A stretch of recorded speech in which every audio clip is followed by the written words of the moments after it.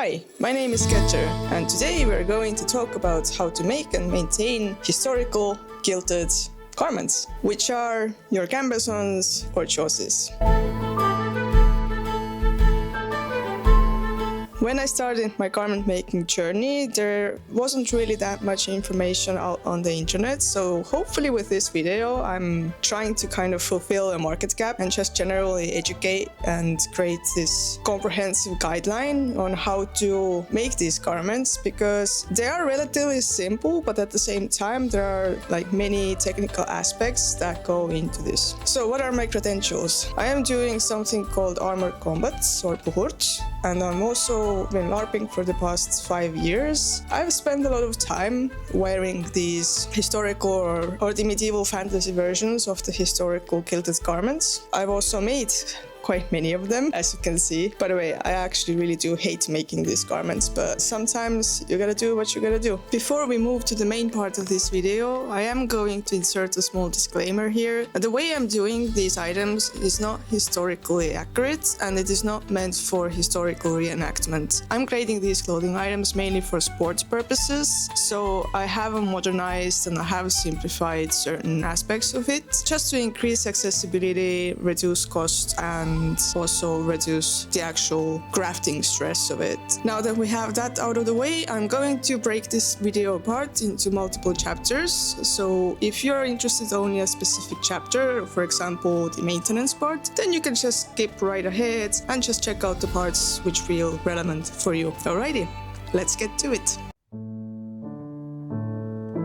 This section is good information if you're either buying your gambeson or if you're looking to make one. So when talking about materials, especially for puhurts, we are immediately limited down to 4 different material categories. In this case, we are talking about the exterior material. This is the fashion material or the fashion layer you can actually see when wearing the garment. So the first option is linens, then comes cottons, then comes wool, and last is silk. Based on Puhurt International's rulebook, we are allowed to use mock-up materials which represent each of these material categories, but I highly advise against this because of hygiene reasons. My personal preference is to use cottons. It is the cheapest and most durable. Working with linen is exceptionally complicated, especially if you're a beginner when it comes to sewing. Also, if your linen breaks, it starts fraying very easily, which means the integrity and the structural value of your gambeson is going to reduce very fast. If you're looking to purchase one, then of course linen is a really good option. It is one of the best materials when it comes to temperature control and hygiene, but at the same time, yes, you still have to make sure you take the breaking aspect into consideration. If it does break, you have to fix it really fast to avoid your gambeson falling apart. So of course wool is a really viable option also. Why I personally don't like to use wool is temperature control. Wool is definitely a warm material and it's a very hygienic material. Wool is naturally antibacterial, but at the same time it's just very hot garment to wear, and mostly we are competing in summer and in very high temperatures, so it's just something I want to avoid because of the potential heat stroke. Also, wool is very expensive. The third category of materials that I don't use is silk. It's obviously very expensive. Besides being expensive, it's also a very difficult material to work with. It's very slippery. Of course, it looks very nice and fine, but for me, gambeson is undergarment. It is not meant to be fine and fancy. It's meant to be functional. When selecting your gambeson materials for LARP, your options are more free. You don't have to really worry about historical anything, but at the same time, I still really highly recommend you to stick with natural fibers. It's just, if you want to avoid smelling like a hormonal teenager after 5 minutes of wearing your gambeson, natural materials is just the way to go. Anything synthetic just makes your life very miserable, especially if we are talking about the outer layers of the fabrics. Now my personal preference, which is cottons. I like to use a medium or heavyweight cotton. For gambesons, more medium weight. For chausses, I like to use a heavyweight. Why for gambesons I like to use medium weight? Because it's more flexible, so it gives me a better range of motion when moving myself, but for chausses I don't need so much range of motion and I just want the extra durability, so I prefer to use a more heavyweight canvas. Cotton is also the most price optimal material out of the four I just listed. It is also the easiest to access when looking second-hand options. For example, everything you see in front of me on this table right now is acquired second-hand. When purchasing your materials second-hand, you have to take into consideration, you need to understand how to recognize fibers or fiber content in your materials. Talking about the inner layers, this is the padding layer, which is sandwiched between the two outer fashion layers. And here I've actually found a really cheap trick how to cheat my way not buying the expensive historical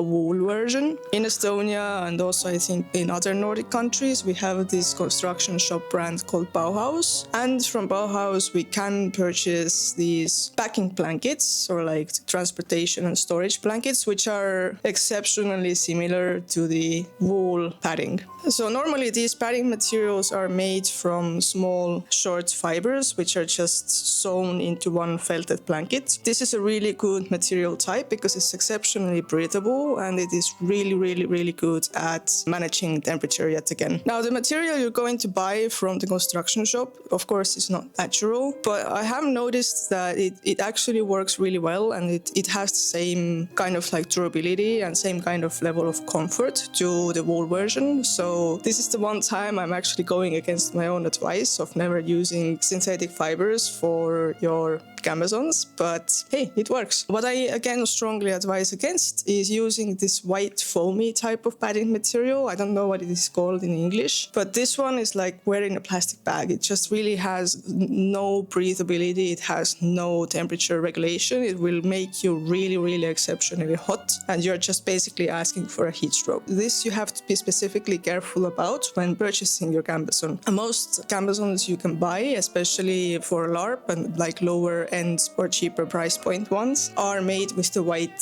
filling.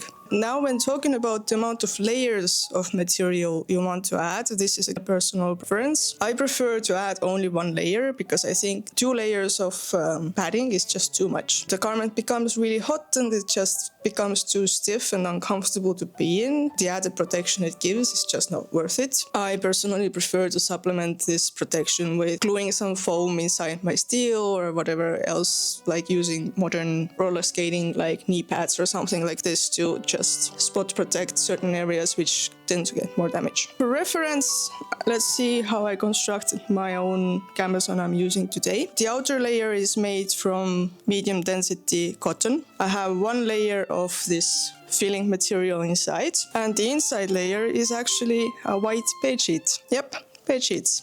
For the inner layer, I don't have to worry about as much like ripping or damage or exposure to weapons or exposure to basically any elements outside. So I don't really have to use this more premium level medium density cotton. Bed sheets are really comfortable and they are comfortable for a reason. So I want to maintain the same level of comfort against my skin. That's materials. This section is intended for anyone who is looking to make their own gambeson or chausses.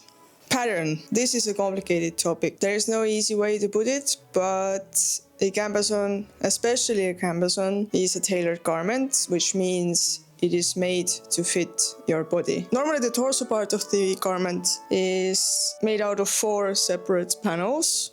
So 2 in the front and 2 in the back, and sleeves which are 1 piece because we want to reduce the amount of seams on the garment. It is actually shaped anatomically, which means it is not just a straight line sewn together. It has an anatomical shape to it to kind of mimic how the body contours move along your own torso. So to show you an example of the pattern, this is how it looks like on paper. If I put it on my own body, it looks relatively small, which means I definitely had to upscale it. Even though I did upscale it on paper already, like proactively, I had to upscale it even more when transferring it over on the material. I think a very special feature to point out is how narrow the waist is compared to the torso. It's actually a very good feature. The similar motif is also on the back piece. I made my back panels more loose intentionally so I could fit my motorcycle back protector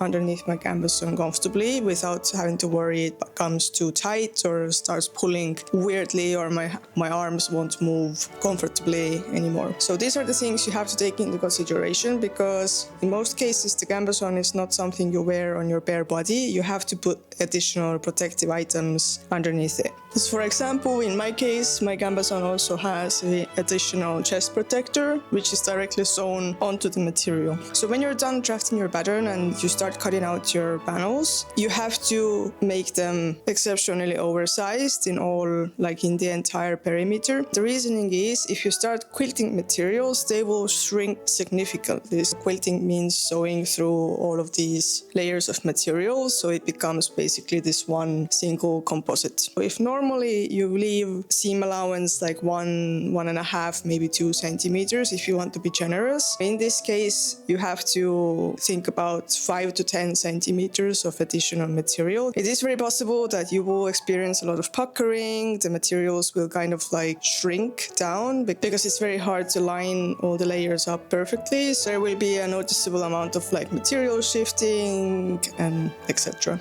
Another pro tip to share when you're quilting your materials is pin everything. Pin as much as you can, especially from all the 4 directions. The more you pin, the less you have the possibility of getting like extreme amount of shrinkage because of material shifting, etc. So be very generous of pinning and have a lot of patience. Yes. It is a very tedious task. This is actually partially why I really dislike making gambesons, because it's just such a tedious, long winding process. It takes a lot of threads. Make sure you have like 8 to 10 bobbins already prepared beforehand, so you don't have to stop your process, take out your threads, start winding your bobbins, and then continue. If you do run out of your bobbin, you can just switch and carry on. This makes it a bit less painful. I use the smallest possible stitch length to make sure that my quilts are remaining in place forever. The very first gambeson I made, I used a very generous stitch length, I think like 4 millimeters or something, and the moment it broke, it started coming loose. In this case, I used like a 1 millimeter stitch length, I think, something in those lines, and I haven't experienced any of the stitches actually coming loose. So yes, something to take into consideration, and it's also part of why quilting is such an annoying process, because it just takes a lot of time to sew with such a short stitch length. So once I've completed all my individual panels, and then I start pinning them together and start fitting them on me. So this is basically where the tailoring aspect comes into. I start kind of pinning, cutting and pinning and cutting and pinning based on how the garment fits on my body. So I make sure I'm taking off where necessary, but I'm not taking off too much. And then I actually assemble the garment by hand stitching everything together. The reason is, first of all, most sewing machines just don't have enough strength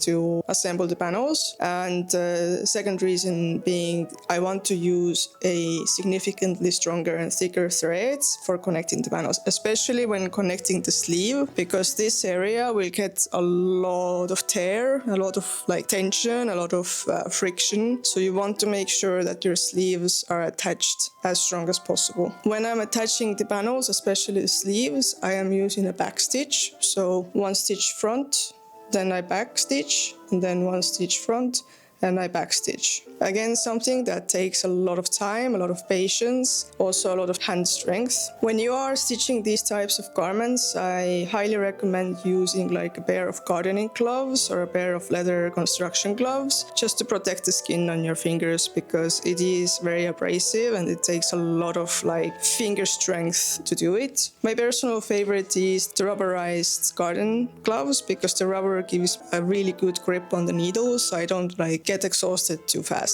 So how to connect the panels? There are multiple ways to do it. I personally prefer to leave all my seams inside, but some people actually don't want to leave the sleeve seam on the inside of the garment because it becomes pretty bulky and it can happen that it starts pressing on specific areas. I don't have this issue. My gambeson is tailored to my body, so it's fitting pretty well on me. So I don't have like these weird pinching or pulling issues in any area. But some people do leave the seams outside, and then later on use like a trim just to cover it up. You want to make sure that you don't have any open bits of quilted material. The reasoning is that the padding will start falling apart, like these small bits just start coming out. So you want to make sure that every edge and every seam is covered. I usually buy pre-made trims for this because I don't want to cut them out from my materials. If you want to cut it out from your materials, then you have to do it on a bias, which is a very expensive method of doing it. Cutting something on a bias means that if you have your material pattern, you have to cut it on diagonal of the pattern. So basically, if you have a big rectangle of material, you have to cut through the rectangle in a diagonal to make sure that the trim actually sits and works as intended. Again, I want to optimize my crafting process, which is why I'm using a pre-made trim. It works really well, and it also gives a really nice design element. So what comes to like any other accessories, I prefer to have leather cuffs on top of my sleeve or like a wrist cuff area. This will hold my armor in place. Some people just fold their sleeves like you fold your pants up. I don't like this, it creates this weird bulk and then it interferes with my gauntlets, so I use this. But for this reason you have to make sure that your sleeves are perfectly measured, otherwise it won't work with your armor. Because if they're too long, then your armor will drop lower than intended, or if they're too short, it will push your armor up very uncomfortably. For front attachments, there are limitations. You cannot use anything modern, so no Velcro or anything like this. You can use either buttons, which are made by yourself. 1 out of 10, I don't recommend, because making buttons is very tedious. They have a tendency to come loose and just you'll keep losing them over time. Then you can use like ribbons to tie them together. You can use like a corset tie method, basically. 0 out of 10, don't recommend. I use the fastest, easiest and most convenient attachment method, which is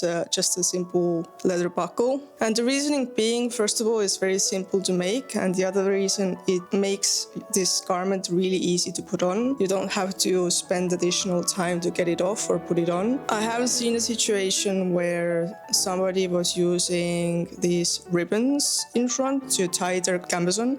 Hi, I know you know who you are. It was a very hot day, it was a very tough competition day, and they wanted to just open up their gambeson just to let it air out, because this individual was unfortunately about to get a heat stroke, and they just couldn't do it themselves because when the materials become wet, they swell up and the knots get super tight, so you're tired, you're like having an adrenaline rush and you're like feeling like shit and you just can't get them open. So with these belts, I really avoid having these emergency situations where I just can't access underneath my gambeson. The last accessory being the arming points. Arming points are a separate topic of their own, to be honest. I don't want to spend more time on this video to talk about them. They are basically just leather patches with 2 holes where you can just put these ties through to attach your armor on. For LARPers, highly recommend to use them.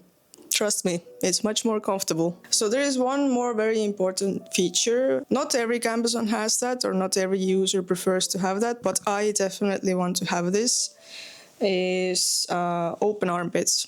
2 reasons. First of all, it gives me this really good extended mobility for my arms. Second reason, additional ventilation. Yep, you can just sweat. Yeah, that's it.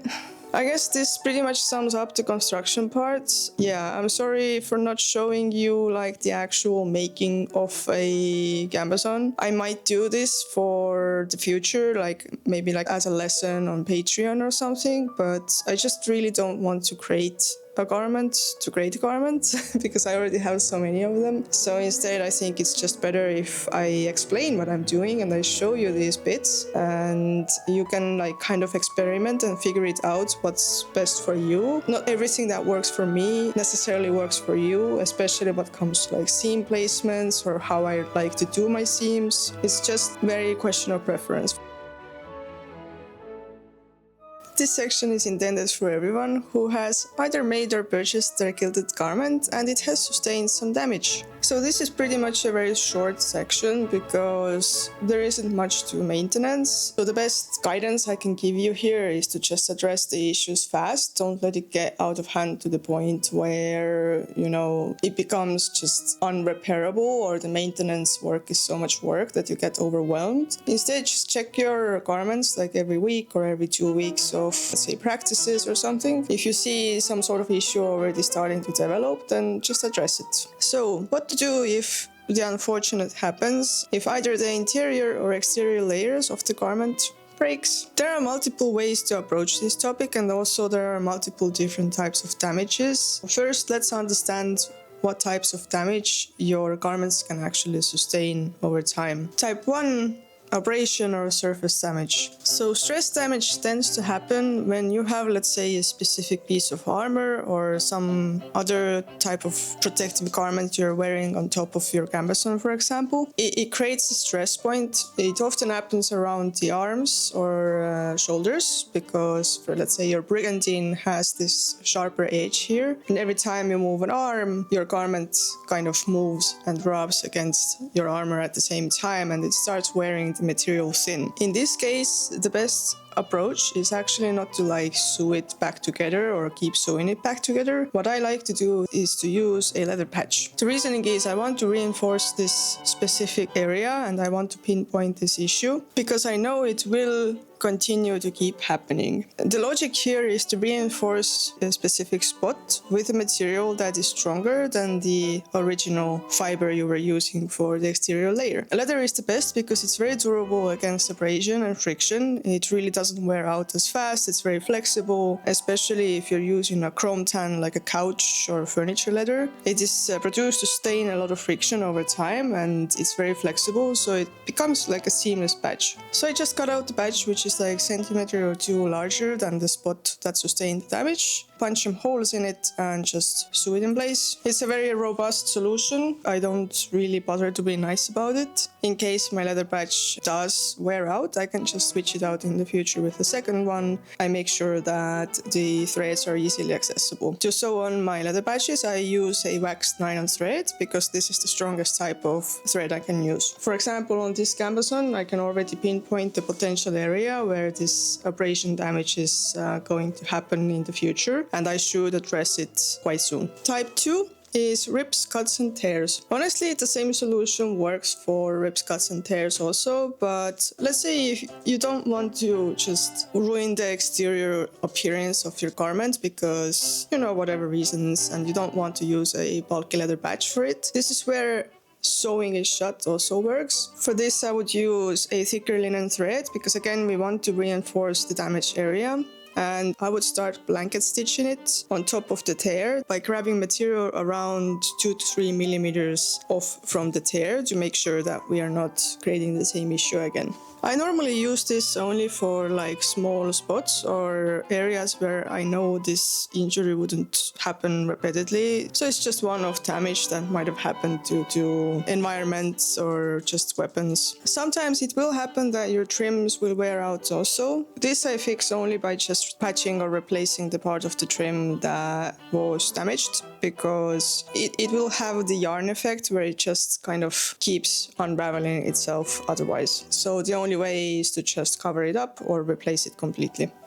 If in the extreme case it happens that you are getting a tear at a seam, then my only advice is to just use a stronger thread, linen thread, nylon or something that is meant for heavy duty, that is very durable, and just hand sew it shut again. Try to avoid machine stitching these areas because machine stitching unfortunately is just not as durable than doing a standard back stitch by hand.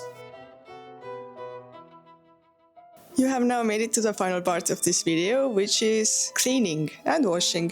What to do when your garments become dirty. Unfortunately, these medieval quilted garments are not machine washable. And by this I mean not at all machine washable, even if you're using these modern hand washing regimes. It just doesn't tolerate this rotational movement that happens in the drum of your washing machine. I can show you an example what happens. I have this really almost unsavable helmet liner here, because this helmet liner was so stinky and so dirty. I just wanted to try if by any chance I can machine wash it, since hand washing is never as efficient than machine washing. And this is a really good example. I actually kept this helmet liner specifically for this video. When you're working with felted materials, which is the inner liner of your gambeson, what happens, the rotational movement of your washing machine just keeps felting this material even further. And then you just start creating these sausage clumps within the gilts, which will render your garment useless,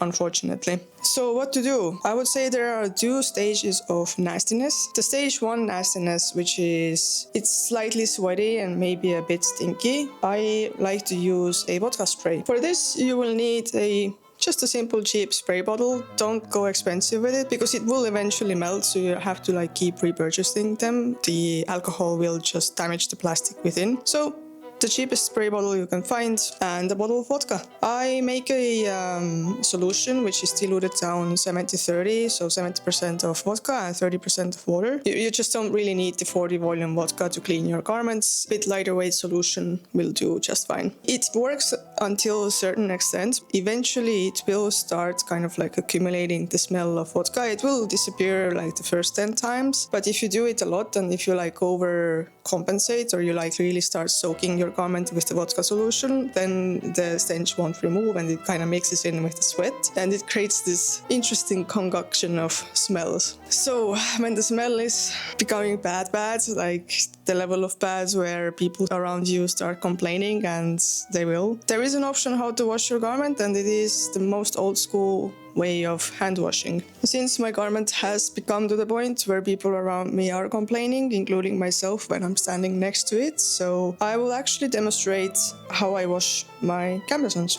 So to wash your stuff, you do need a big bowl, preferably even bigger than mine, because mine is actually a bit small, and a sensitive unscented dish soap. Why unscented? You really don't want to create these strong artificial flower scents on your garments, especially if you're using it for something like buhurt. These strong smells will start interfering with your breathing inside your helmet, so you just really want to avoid any type of like strong odor. Reasoning number 2 why I use dish soap or sometimes hand soap specifically, because modern washing gels or like washing powders are intended to be used within a washing machine at a certain temperature or a certain time period, and the soaps which are made for your hands and dishes start breaking down the fats and dirt immediately. I basically just start out by filling a bowl with hot water. I will even boil a couple of liters of water to mix in with warm tap water, just to make sure my water is reasonably hot to activate my soaps and chemicals. What comes to all of these leather parts and everything that I have sewn inside, I don't actually remove them. The good side of hand washing things is it doesn't matter, I won't damage them. This leather is soft and durable enough to also withstand some